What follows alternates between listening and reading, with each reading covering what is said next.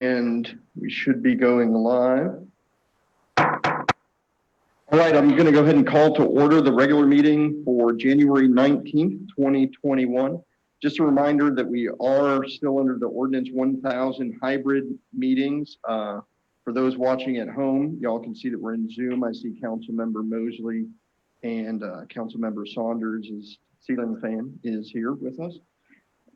With that, move on to Invocation and Pledge of Allegiance, which will be led by RJ Mizzo.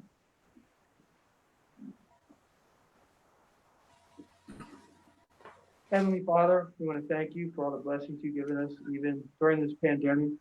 Also, that the vaccine comes out and hopefully rolls pretty timely so we can end this. Also, that your guidance falls upon our incoming leadership in Washington so we can get through the after effects, and that your wisdom comes upon us tonight as we make decisions impacting our city's future.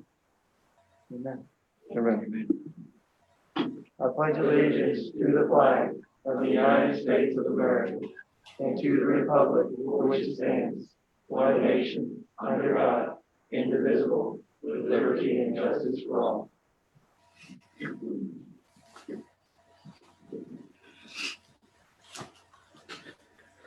All right, the first order of business that we have here is a proclamation for the National Day of Racial Healing.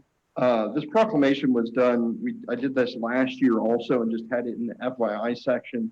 I thought it was particularly important this year to go ahead and read that. There is no one here to accept this. This is a proclamation that the governor put out, as well as many cities and counties throughout the state, as well as other organizations. So this is a proclamation for the National Day of Racial Healing 2021. Whereas just like those who came before us, it is our duty to protect the children of this city of Maumelle and maintain communities in which they may all be given the opportunity to succeed. Whereas we must all work earnestly to create courageous and supportive environments that acknowledge the traumatic past, promote the healing of the wounds created by racial, ethnic, and religious bias, and build an equitable and just society so that all of Maumelle's children can thrive. Whereas children have the right to be provided every opportunity to learn, grow, and thrive in nurturing environments that do not violate their safety, dignity, and humanity. Whereas every single person has the opportunity to exhibit an act of kindness, to make a simple change within themselves that can have a profound effect on an entire society. Whereas if we all dedicate ourselves to the principles of truth, racial healing, and transformation, we all bring about the necessary changes in thinking and behavior that will propel this great city of Maumelle forward as a unified force where racial biases will become a thing of the past. Whereas racial healing is a vital and crucial commitment to the education, social, mental, and overall well-being of residents in the city of Maumelle, particularly children.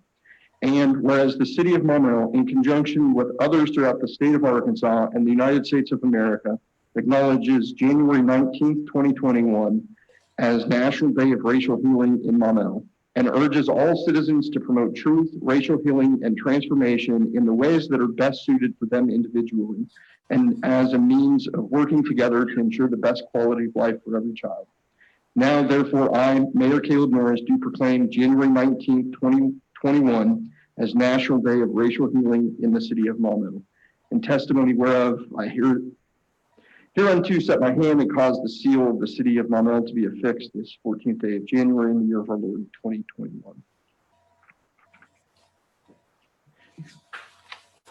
The next order of business is a recognition of an outgoing council member, former council member at this point, Marion Scott, who has served 2 split terms, I think, and decided not to run for re-election, and decided to take off for the last meeting in December, so we weren't able to give her her plaque and presentation there. But I just want to say thank you to Marion, not just for her service on the city council, but those on the council, and probably many of you at home know just how involved Marion has been with just about every facet of the community, whether it's the, well, yeah, I'm not going to go into them because we could do that all day, but And I'm excited to see that she's now made both meetings so far this year, and we'll see if she is actually going to keep that up. But what I'd like to do is present you with the plaque.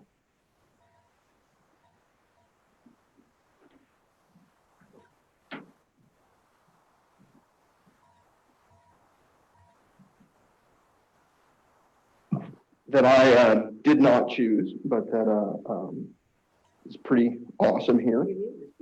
And we'll give all the council members here an opportunity to say their fun things about Marion and some fun things.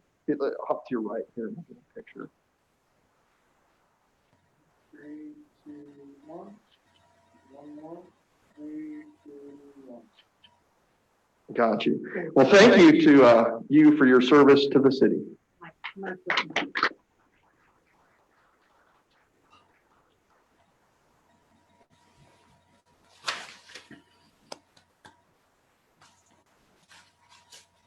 Before I get too comfortable, I suppose the next thing up is the Employee of the Month, which is a Mr. James Johnson. Are you here, Mr. Johnson? Come on down.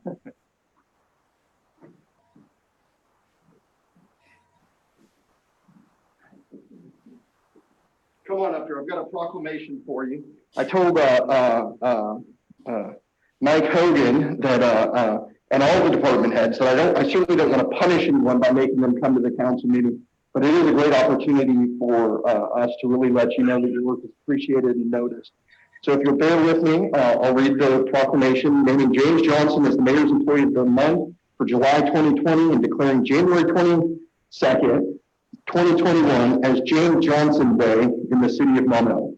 Whereas James Johnson began his career with the city of Monroe in the spring of 2011 as a mechanic for Public Works Department, advancing quickly through the ranks of fleet maintenance supervisor. Whereas Mr. Johnson serves virtually every department of the city in some capacity, maintaining city vehicles and monitoring fuel reports to ensure continuation of operations throughout the city. Whereas Mr. Johnson has shown consistent dedication to his role in public works by furthering his knowledge and understanding of sanitation operations, his attainment of a Class B sanitation license, and his excellent customer service to residents of Monroe on sanitation routes. And whereas Mr. Johnson has proven himself an invaluable team member of the Public Works Department through his willingness to help whenever needed, his spirit of teamwork, and his agreeable attitude. Now therefore I, Caleb Norris, Mayor of Monroe, on this 19th day of January, do hereby declare James Johnson to be the Mayor's Employee of the Month for July 2020, and hereby proclaim January 22nd, 2021 to be James Johnson Day in the city of Monroe. So I hope you rub that into everyone here. Just to remind your supervisor would have nominated you for that, and I've heard great things from Mike Hogan about the work you're doing. So thank you, and please keep it up. And let's get a good picture. Be sure and show your teeth in the smile. 3, 2, 1. Okay, now one looking at my tippy toes. 3, 2, 1. Perfect. Thank you very much.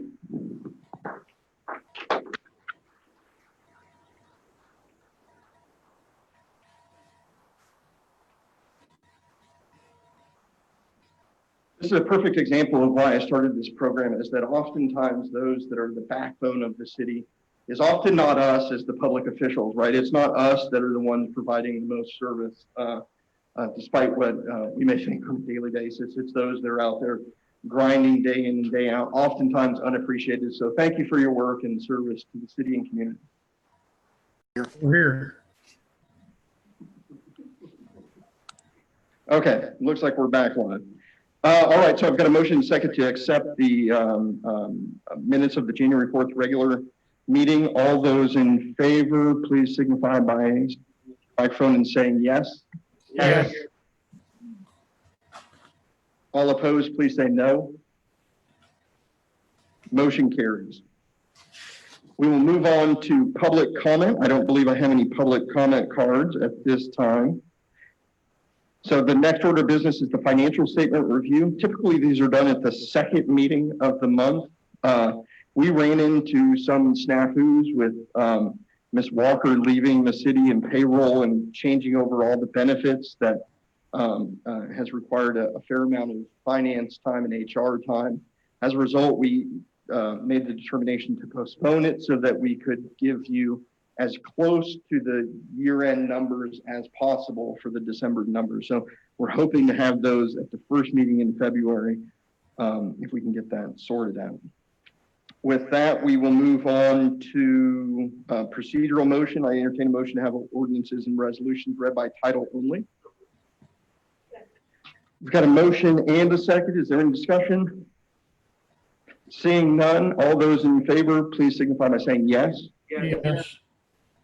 All opposed, please say no. Motion carries. I feel like we're getting timely responses on Zoom tonight, so I keep pausing there. But we'll move on to unfinished business. The first item of unfinished business is the second reading ordinance 1020, amending the Monroe City Code. Madam City Clerk Treasurer, please read that by title only. Be it enacted by the City Council of the City of Maumelle, County of Pulaski, State of Arkansas, an ordinance to be entitled Ordinance Number 1020, an ordinance amending Section 70 through 75 of the Maumelle City Code to permit the Director of Planning and Permit to review and approve minor subdivision and lot splits and for other purposes.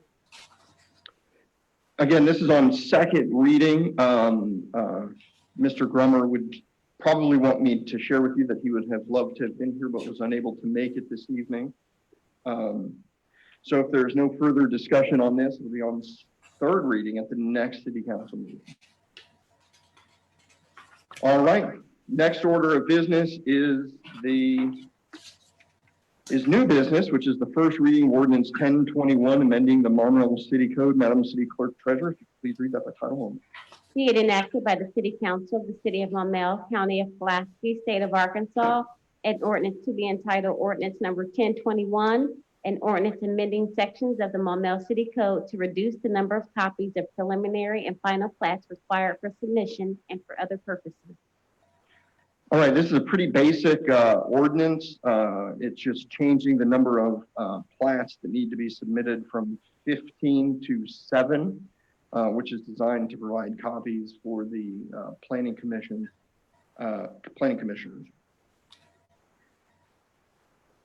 Is there any discussion on this item? Going once, going twice, sold. It'll be on the second reading at the next City Council meeting. With that, we will move on to Resolution 2021-2 regarding surplus property. Madam City Clerk Treasurer, could you please read that by title only?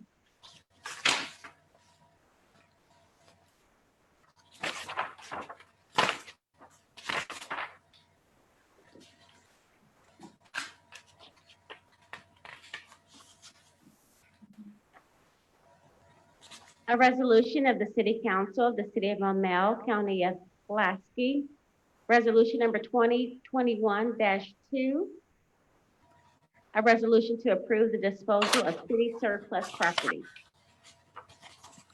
Outstanding. You will see 3 vehicles that are there. The City Council amended this ordinance a little while ago, but it set the value at $2,000 to $5,000. $2,000 and above still need to come to the City Council. There's 3 vehicles, each valued at approximately $2,500.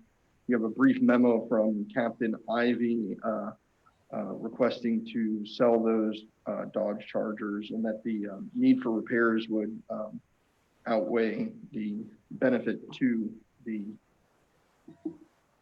group there. Councilmember Tierney? Yes, one request I would like to make in the future, whenever we get a form like that, rather than just a description that they're obsolete, maybe we get an odometer reading that would give us a better picture of the kind of use that they've had. Okay. I couldn't understand what he was saying there. I'd encourage whoever that was to speak a little closer to the microphone. Yeah, I was requesting that we get an odometer reading on those forms for future reference.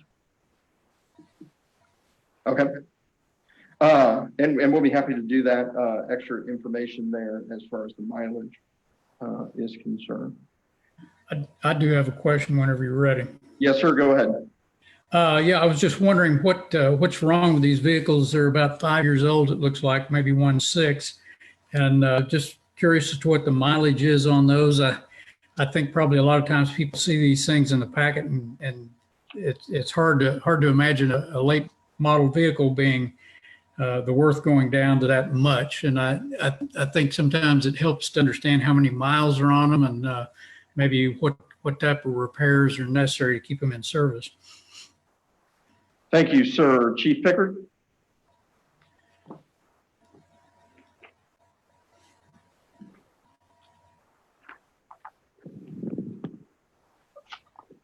After speaking with Captain Ivy this afternoon, or actually this morning, I can't give you the mileage on these vehicles. What I do know is that they need major repairs. One of the Dodge Chargers needs a new engine. Another one, transmission is going out. And the third is a 2014 that needs about $2,500 in front end repairs, which is more than the value of the vehicle. Okay. If a resident was interested, when we dispose of these, is this an auction? How do we dispose of these vehicles, and how would a Maumelle resident bid on one if he was interested? If they want to bid on them, they can set up an account with Gov Deals. That's the auction site that we use to get rid of surplus vehicles. Okay, thank you. Yes, sir. That's all I've got. Thank you, sir. Councilmember Gardner? Motion to adopt resolution 2021-2. I've got a motion and a second. I do see, I happen to catch Councilmember Saunders. Mayor. Here. Yes, sir. Thank you, Mayor. And I think Chief Pickard can attest to this, but I just want to remind the City Council, mileage is not as important as it would be on my personal vehicle, because police vehicles sit idling a lot of hours every day. So it does put wear and tear on them. So mileage is not the only consideration. Thank you, Mayor. Thank you, sir. I have a motion and a second to adopt resolution 2021-2. Is there any additional discussion? Seeing none, all those in favor, please say yes. Yes. Yes. All opposed, please say no. Motion carries. So that concludes, thank you, Chief. That concludes new business. For mayor's comments, I would just encourage everyone to continue to be safe. Vaccinations are available for more demographics now. I believe it's 70 and up, educators, et cetera. If anyone has any questions about that, I'd be happy to answer them. Or we can try and get you in touch with the people who can answer some of those nuanced questions. I know that Acre Pharmacy here in town had started giving vaccinations to the phase 1B this week. And that was open to our first responders about the week prior, who many of whom have opted to get that vaccination. So just keep that in mind. Please continue to remain safe and do all that fun COVID stuff. Wear masks, social distance, wash your hands, etc. But that concludes mayor's comments. Council member comments. Council member Mazzoni. Thanks. Yeah, I got yelled at when I got home last time because in the heat of battle, I forgot to say my thanks to Marion for everything she's done for the city and helped for me throughout the way. So I know you're still here and you'll be around, but I just want to really appreciate everything that you did for Maumelle, especially Ward 2. So now I'll get out of the doghouse. Now you're out of the doghouse. Councilmember Tierney. I'd also like to express my appreciation to former Councilmember Marion Scott for all your help and all your work with the council. And when I was running myself for office, you were one of the first people to take the time to talk to me and to explain to me how things are working. And I appreciate that. Appreciate your service. Any additional council member comments? Going once, going twice, none on Zoom. Madam City Attorney. All right. Well, I know we're set up for like a record quick meeting, and I don't want to mess that up too much, but I do want to take just a few minutes because I think that something we need to address a little bit is just some basic premises on zoning law. This came up a little bit last meeting, and I'm not going to give you a whole lecture on it, but I wanted to explain what I've included in the packet, just kind of high-level overview. And then if you have additional questions, of course, you can set up a time to come visit with me, or we can set up an educational session or anything that you would like to do to talk about that in more detail. But what I've included tonight are first, the code sections from the Maumelle Code on land use and zoning plan amendments. And they have, criteria that we've talked about a little bit before. Some of our new folks haven't quite so much yet. But they have the criteria set out there for how we as a body, or how you as a body are to evaluate the need for those changes and specific factors and guidelines to be examined. So I wanted to point those out. The second thing included is a series of articles on, and these are treatises, municipal law treatises and zoning treatises explaining the purposes of zoning and the constitutional rationale for zoning law. The city gets its authority to enact zoning laws under its police power, which means we have the power to regulate for health, welfare, safety of our community, not any individual's interests, but in the interest of the community as a whole. So we have that. That's how we get that authority. It is also pursuant to a master plan. So the whole idea of zoning law is that the city does a planning process. We set up studies, we do analysis, and based on all of that, we have a commission set up to make recommendations and to pass a master plan so that we can zone pursuant to that plan. And the plan is for us to have a harmonious combination of uses in the city. So that is the whole basis for our zoning law. There's a thing called spot zoning that's addressed in these articles too. And that's where we zone individual parcels as opposed to in compliance with the master plan. So spot zoning, if it meets all the criteria to be called or to be spot zoning, is not legal. It undermines our authority as a city to be able to zone in the overall best interest of the community. And then finally, I included an Arkansas case that discusses these issues fairly recently. It's out of Conway, and it's discussing reverse spot zoning, but it's a similar principle. So I did want to include some Arkansas law where we see kind of how the Supreme Court of Arkansas views zoning and consistency in that process. So that's kind of the overview of what I've included. I really would like for you to take the time to read these materials. I think it's so important. And if you would like for me to set up a session on just sort of some basics of zoning law, I'd be happy to do that for you.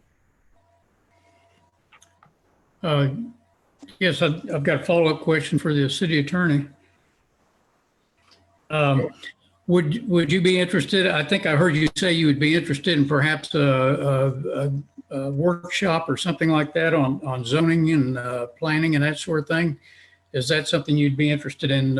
Maybe you and Mr. Grummer doing a workshop at noon or some evening, 5 or 6 in the evening or something, just to kind of give some basics of planning and zoning and all that. I've been on the council for 8 years and we didn't actually have an orientation or anything like that on that. And I've been going to a lot of planning commissions, just trying to pick up as much as I can about all this and understand it. And I think I would appreciate and enjoy, say, a 1-hour workshop to where the two of you could maybe give us some basics and answer some questions.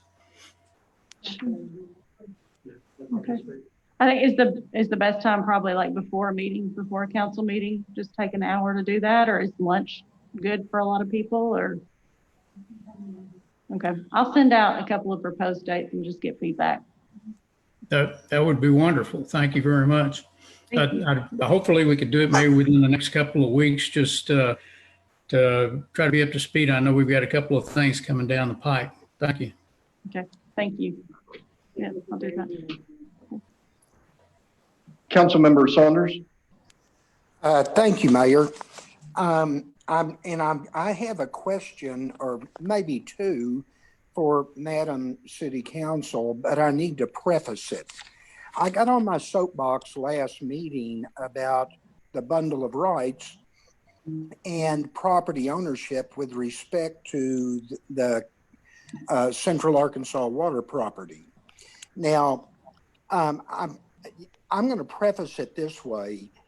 I was talking about how important it is to respect highest and best use on a property.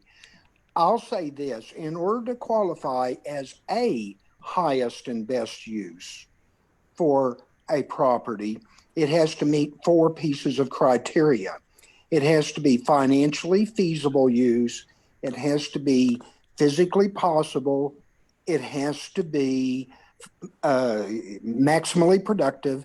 And in our case, it also has to be legally permissible. And that's what we're discussing in City Council, is this legally permissible?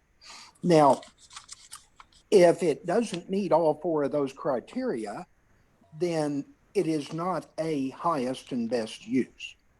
Now, that being said, I have perused and re-perused the information that was included in the packet about our zoning laws with respect to open space. Now, my question to you, Madam City Attorney, is, in your opinion, and I'd really like a simple answer, preferably yes or no. It appears to me that City Council saying it's okay to put in residential development, whether it's condos or single family residences, is really not allowed by our current open space regulations. Am I reading this correctly? Well, it would have, the master use plan and the zoning plan would have to be amended. Yes, I understand that, but it seems that the intent, and I'm reading this into it, it seems that the intent of our zoning ordinance for open space is to keep the open space available for public use, which would be recreation. It specifically mentions country clubs. There is nowhere that I saw in there, and maybe I missed it, there's nowhere I saw in there about residential use or development for residential use. Yeah, that's correct. There's no way that we could approve residential use as long as it remains open space.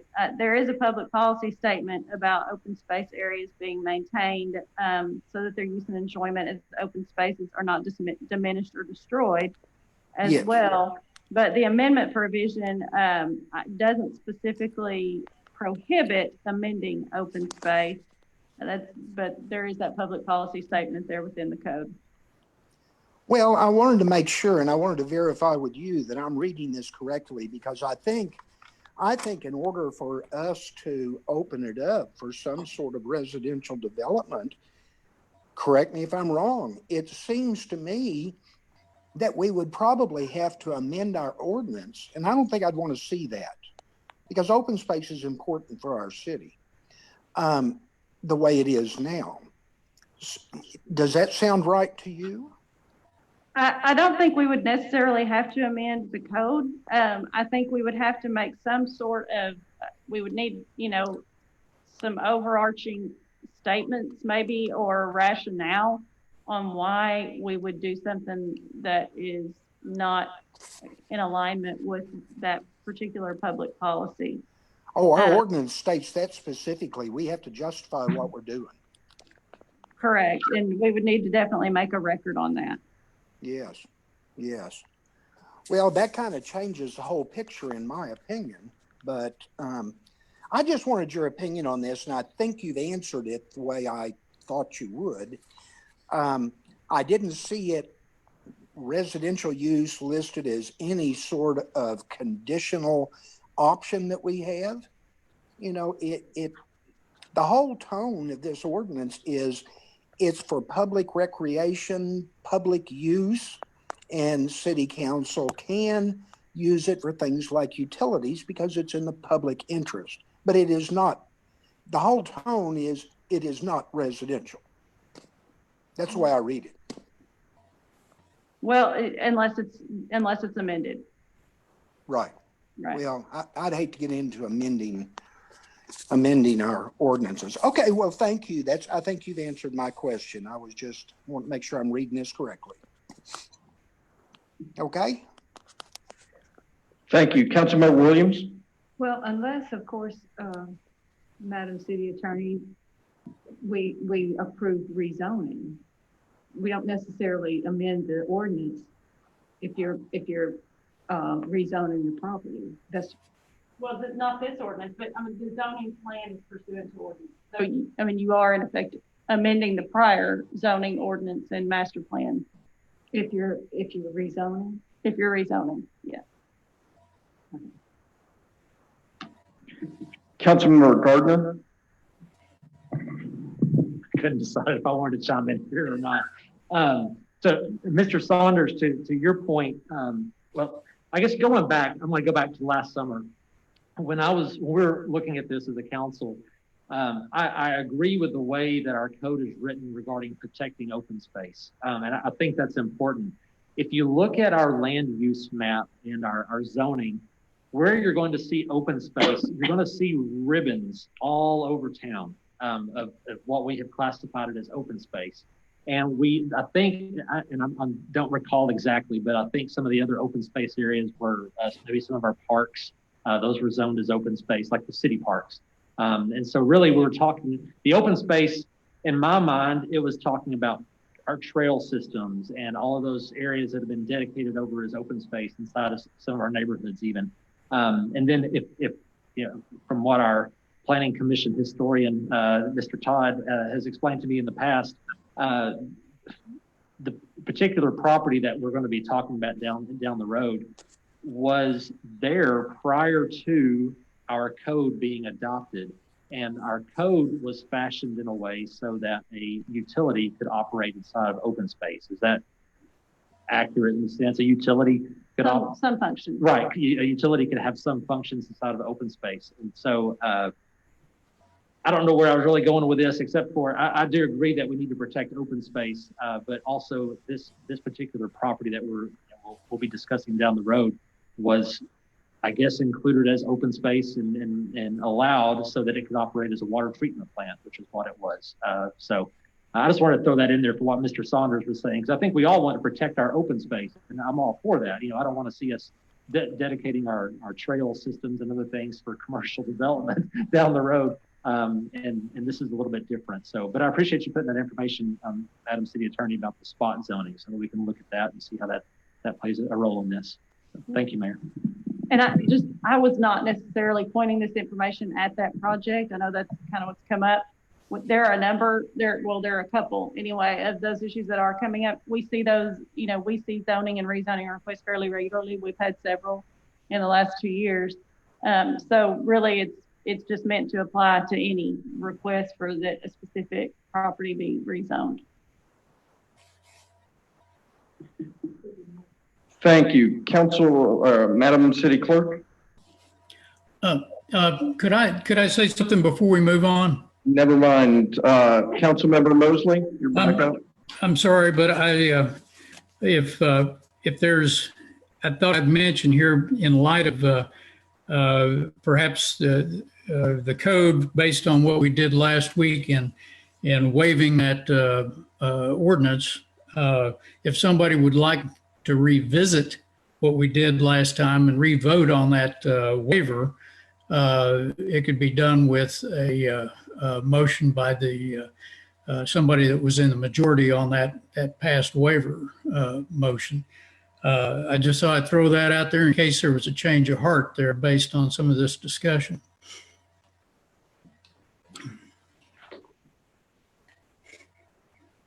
Thank you, sir. Madam City Clerk? Hopefully, there were a lot of you who were able to attend the winter conference last week. They talked about a lot of the current legislation that's going on that's going to affect our city. So hopefully you guys were able to tune into that conference. If you weren't, a lot of the information and presentation is located on the AML website. If there's anything in particular that you missed and you're interested in, you can reach out to me. I may be able to get my hands on it. Also wanted to remind you guys that the city is still accepting applications for the planning commissioner. The planning commission seat, you guys will be interviewing and selecting that person at the next council meeting. And that's all I have. Thank you. I will point out just briefly in the FYI, please take a look at the Proclamation for Maumelle School Choice Week is next week, as well as a reminder to Councilmember Shin that he has volunteered to be the January Planning Commission liaison. With that, I would entertain a motion to adjourn. I've got a motion and a second. Do I have any discussion on that? Seeing none, all those in favor, please signify by saying yes. Yes. Yeah, yes. All opposed, please say no. Motion carries. We are adjourned. Wow. Very good.